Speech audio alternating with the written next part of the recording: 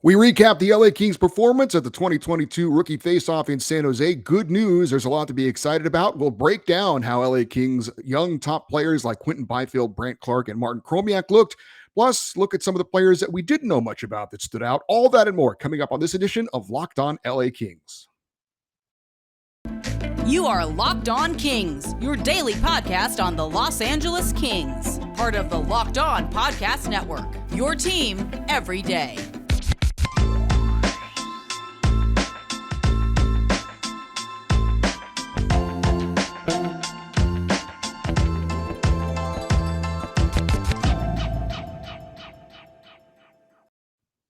Hey, Kings fans, welcome to Locked On LA Kings, your team every day. Thanks for making Locked On LA Kings your first listen every day. We are free and available wherever you get your podcasts and on YouTube. Please like and subscribe if you enjoy this content. It wasn't that long ago that I asked you guys to help me get to 500 subscribers. We are now at 586, so it looks like our goal of 600 by the end of the month is looking great. Thank you to all who have liked and subscribed.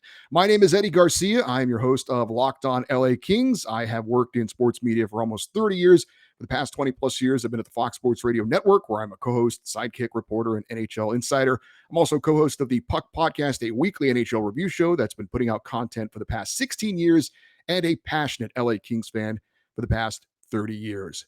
The 2022 Rookie Faceoff in San Jose has been completed. Much more on that coming up in a moment. Training camp opens in 2 days. This Wednesday, training camp opens up. We are 9 days away from the Kings preseason opener against the Sharks and 22 days away from the LA Kings season opener against the Vegas Golden Knights. Earlier today, the LA Kings wrapped up a fine showing at the 2022 Rookie Faceoff at the brand new Tech CU Arena in San Jose by handling the home team, the Sharks, their only loss of the event, 3-0 shutout win for the LA Kings over the Sharks. Kings finish up the event with a 2-1 record. This after dropping the opening game against the Avalanche 3-2 on Friday. They bounce back with a 5-4 thrilling come-from-behind shootout win over the Golden Knights on Saturday. Let's start off with the best news. No one got hurt, although there were a couple of scary moments involving Kings rising star defenseman Brant Clarke. He inexplicably took a cheap shot at the end of the Vegas game, right as regulation was expiring. One of the Vegas players hit him in the head and shook him up. He was given a 5-minute major on that. The Kings ended up getting a 5-minute power play for the entire overtime. They didn't score on the power play, which is one of the few things that we could criticize the Kings for in this event. But also Brandt Clarke took another cheap shot against the Sharks. He was skating into his own zone for a loose puck. He got pushed from behind into the boards awkwardly and hard. He also blocked a shot with his glove, or the shot came off his glove, and he had to kind of shake his hand a little bit. But even though there were some close calls with Brandt Clarke, it looks like he's no worse for wear other than maybe some bumps and bruises. But it looks like everyone came out of this event healthy and ready for training camp. And that, frankly, is one of the most important things. But let's stick with Brandt Clarke. If there was a number one star for the LA Kings in this event, to me, it's Brandt Clarke. The 2021 first-round pick, 8th overall, looked great. He finished with 4 assists and had the clinching shootout goal after he took that cheap shot against the Vegas Golden Knights. So he shook it off and came out and made a beautiful 5-hole goal score. The video is on Twitter, if you want to check it out, I retweeted it. Just a beautiful play by Brandt Clarke. He played in all 3 games. And I don't know if they handed out like a most outstanding player of the tournament or anything like that. But if there is an award for that, he certainly would be in the running for that. Again, he played in all 3 games of the event, and he is getting a long look, I think, by the organization to see if he's going to be with the LA Kings this season or if they're going to send him back to juniors, because those are the 2 options for Brandt Clarke because of his age. If the Kings could, they would definitely love to send him to the AHL with the Ontario Reign, but unfortunately that is not an option. Nothing I saw indicated to me that he is not NHL ready. Now, he still has to show in the preseason and likely a 9-game NHL audition that he can do what he did in this rookie face-off at those other levels of play where the competition is going to get better. But he didn't hurt himself. If that's the goal of the LA Kings, to see what he can do at these different stages, if you will, the rookie classic, then training camp in the preseason, and then likely a 9-game audition at the NHL level before they have to decide whether they're going to keep him or not. He passed the first test, in my opinion. He looked great at the point on the power play. Don't know if he'll get that kind of responsibility if he makes the Kings, but it's an option that they have. Cleared the puck out of his zone skillfully. He did a great job of setting up teammates. He clearly is a very good handler of the puck. He's a good passer. His shot is okay, although it wasn't. He doesn't have like a blast of a slap shot from the point, but he makes good decisions, especially offensively. There were so many times where he would have the puck on his stick, and the Kings did have a lot of power play opportunities, and he was on the power play a lot. But he knew when a teammate is in front of the net in a scoring area, to where he would either get it to them on their stick or put it towards the net where they could get a chance at a rebound or a deflection. Very skilled in that regard. He's not an overly physical guy as far as the defensive side, but he's good at positioning. He has good instincts. I think most importantly, for what the Kings want to do in their transition game, he knows to get the puck and get it out of the zone and heading the other way offensively. He does a really good job in the transition game. So I was really, really encouraged by what I saw in Brandt Clarke. Again, offensive defenseman, but responsible defensively.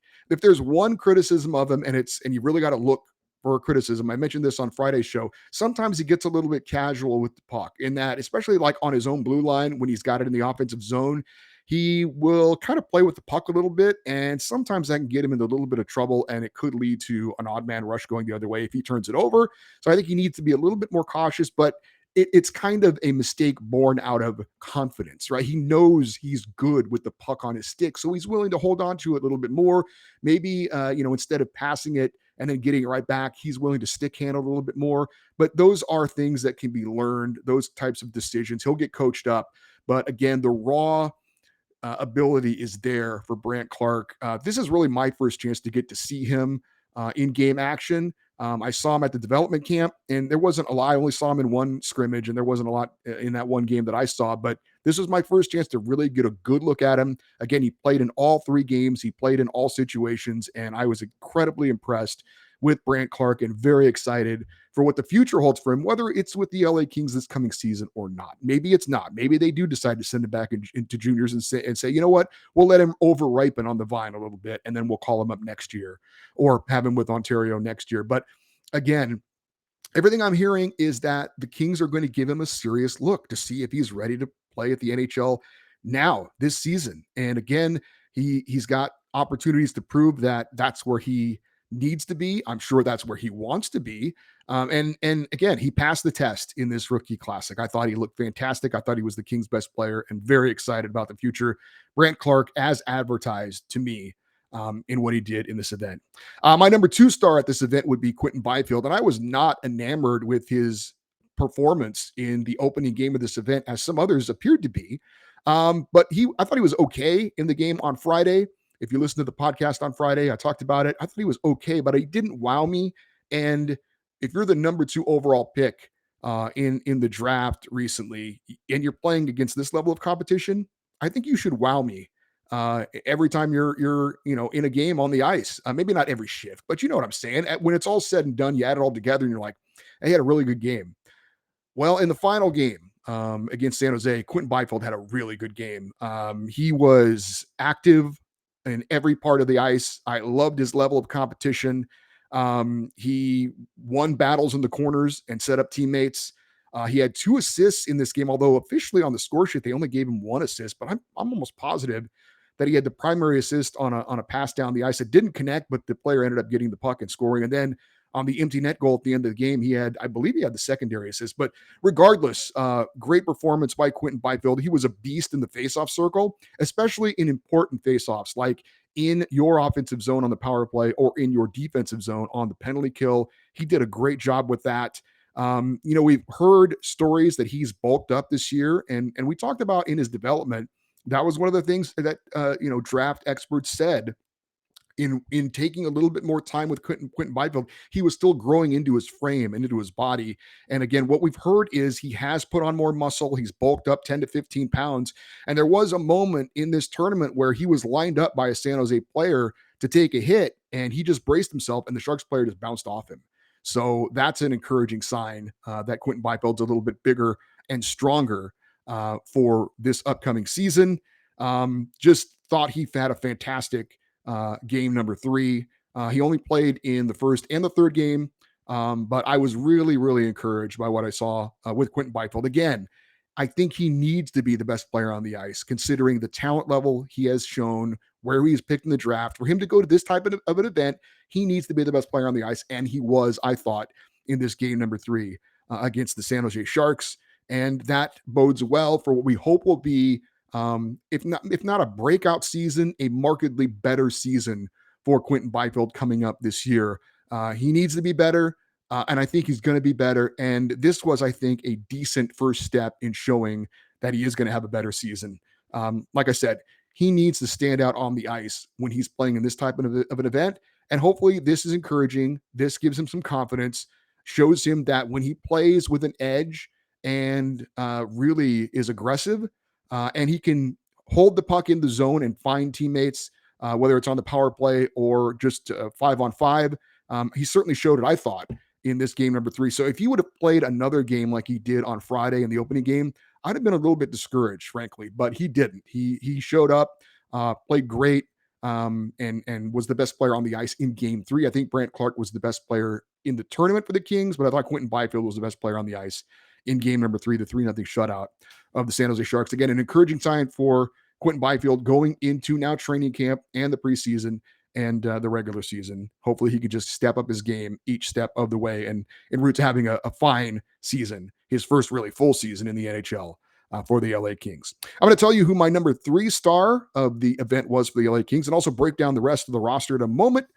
But first, I need to tell you about BetOnline.net. It is your number one source for all of your pro and college football betting needs and sports info this season. Find all the latest football league developments, game matchups, news, and podcasts. BetOnline is also your continued source for all of your sports wagering information, including live betting, esports, and scores. It is the fastest and easiest way to check in on all your favorite sports and events, including Major League Baseball, MMA, boxing, and golf. Head to BetOnline.net today or use your mobile device to learn more about the trends and actions. That is BetOnline, where the game starts. All right, so let's get into my number 3 star of the event, and that would be Martin Chromiak. And this was another guy I was really looking forward to seeing. I hadn't seen him play in any game action. Remember, he had the illness and missed the World Junior Championships. He also didn't play because of that illness in the Kings development camp. So this is my first real game action to see Martin Chromiak, and super excited to see him in game number 3 paired up with Quentin Byfield. They didn't really connect that much, although they did look great on the power play as far as the way they moved the puck. With Brant Clarke, Quentin Byfield, and Martin Chromiak on the power play. That was a lot of fun to watch them just moving around. Unfortunately, it didn't really result in a goal, but just the way they moved the puck, it was impressive to see. Chromiak didn't play in the first game, but boy, did he play in the second game and really shined in that one, showing the scoring touch that had him score 44 goals in the OHL last season. He had back-to-back goals in the third period to help the Kings rally, tie the game, send it into overtime, and then eventually win in the shootout over Vegas. He looks very comfortable with the puck on his stick. He looks like he's an absolute sniper, especially a guy that can perform on the power play.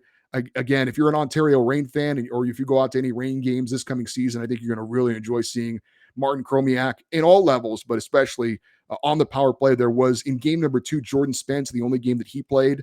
He and Chromiak were out there together, and they had a lot of chemistry moving the puck back and forth. There's cross-ice passes, getting goaltenders moving side to side so you can throw a shot on net and make good things happen. I think he's going to do a very good job on the power play, especially for the Ontario Reign this coming season.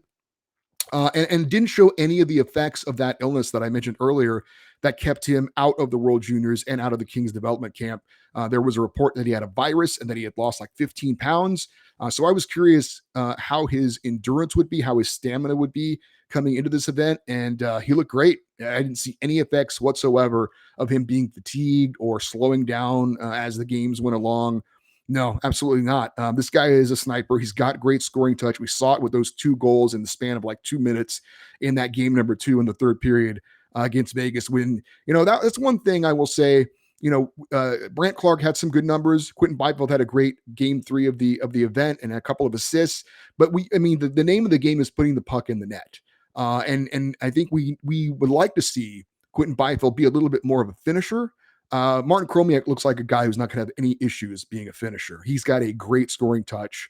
He can pick a corner, and those 2 goals he had against Vegas, especially in key moments, like I said, down 2 goals in the third, and he scores back-to-back goals to tie it up, help them eventually get the win in the shootout.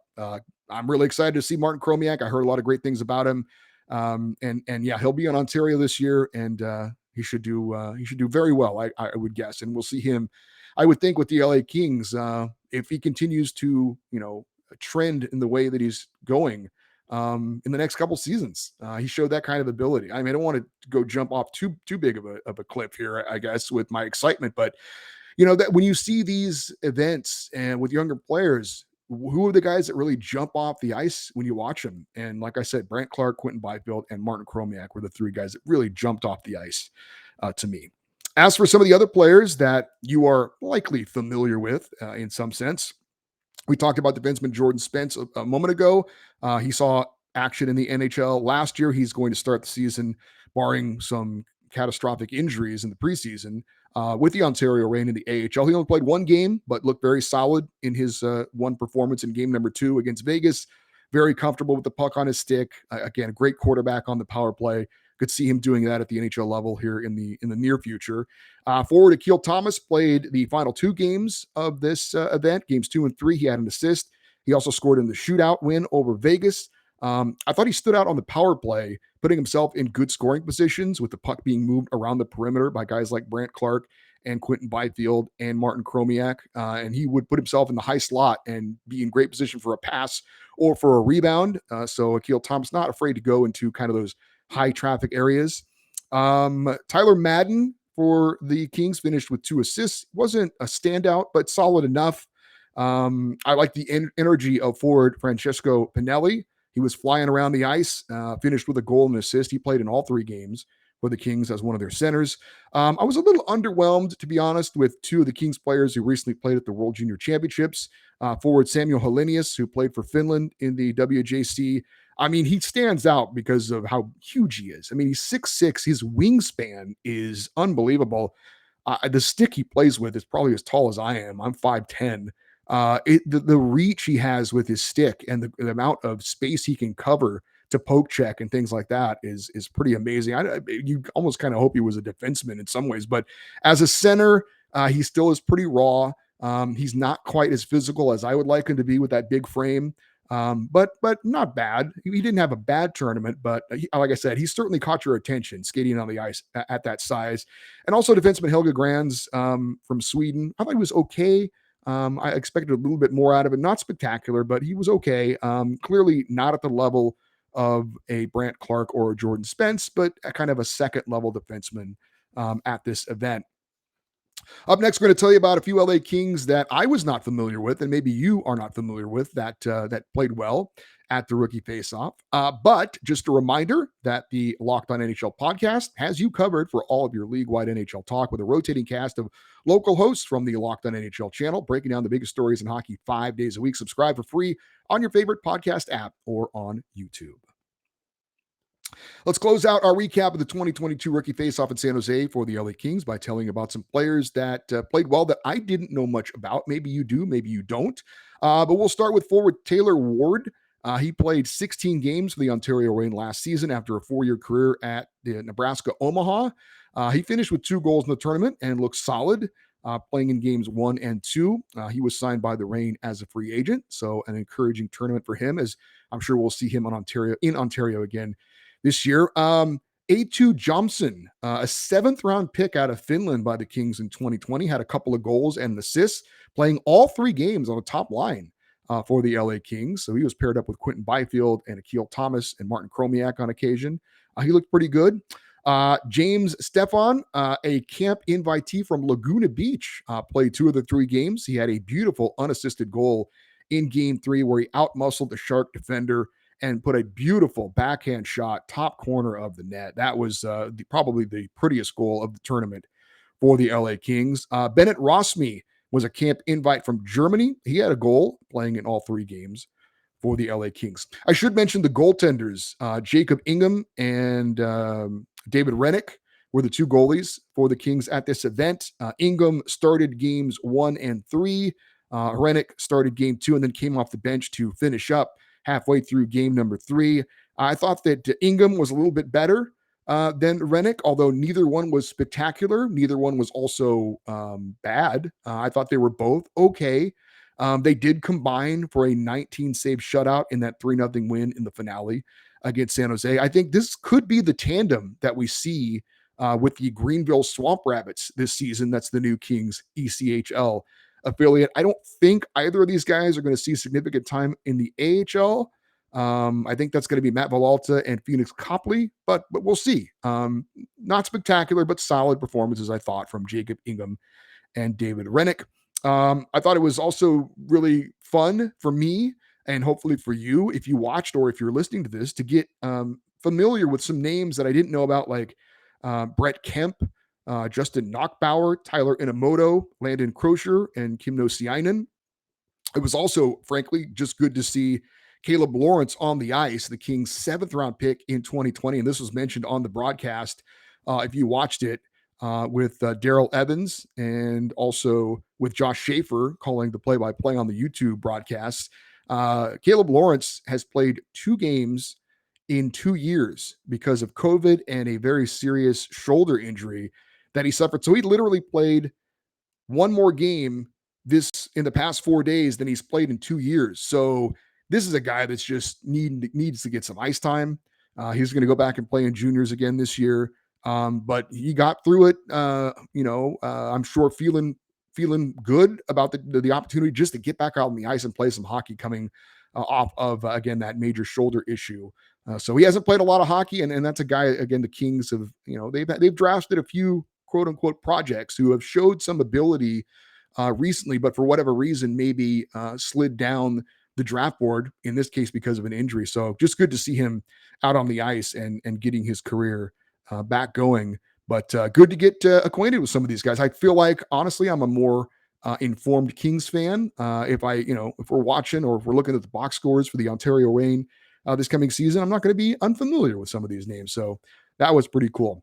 As far as the overall performance as a team for the LA Kings in this tournament, I thought they got better as the tournament went along, which makes sense. I mean, it's not like these guys, some of them haven't played together before, so you would think it would take some time, but it's good to see that progression as it went along.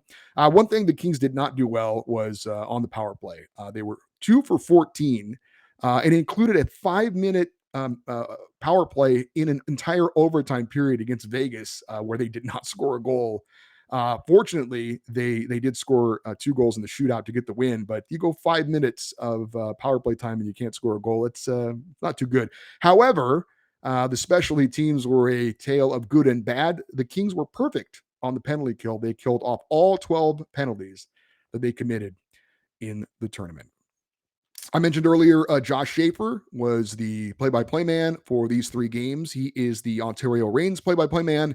So obviously he was on site there in San Jose, and he is scheduled to join us this coming Wednesday to talk about the 2022 Rookie Faceoff and also the outlook for the Ontario Reign coming up this season. So we are very much looking forward to that, talking with Josh Schaefer this coming Wednesday about this event, what he saw with his calls on the ice, and again, what some of these players are going to do for the Ontario Reign and hopefully the LA Kings in the near future as well. By the way, if you missed any of these games and you still want to watch them, I believe they are archived on YouTube. So I think if you search for them on YouTube, you can find them if you want to go back and watch some of the things that I talked about. Hey, to keep up to date with this show and what's going on with the LA Kings, please follow us on Twitter. We are at Locked On LA Kings. If you'd like to send me an email for our Friday feedback show or anything else at any time, it doesn't have to be about that. It could be just feedback about the show. I'd love to get your emails. The email address is lockedoneddie@gmail.com. That's EDDIE lockedoneddie@gmail.com. Thanks for making Locked On LA Kings your first listen every day. Now make your second listen Locked On NHL. Locked On experts give you a daily 30-minute podcast of all things NHL all year long. Stay up to date on everything in the hockey world. That's Locked On NHL, your daily 30-minute NHL podcast. I am Eddie Garcia. Thank you so much for watching and listening to this show. Hope you enjoyed it. This is Locked On LA Kings. As we close out the show, I always remind you, go Kings go.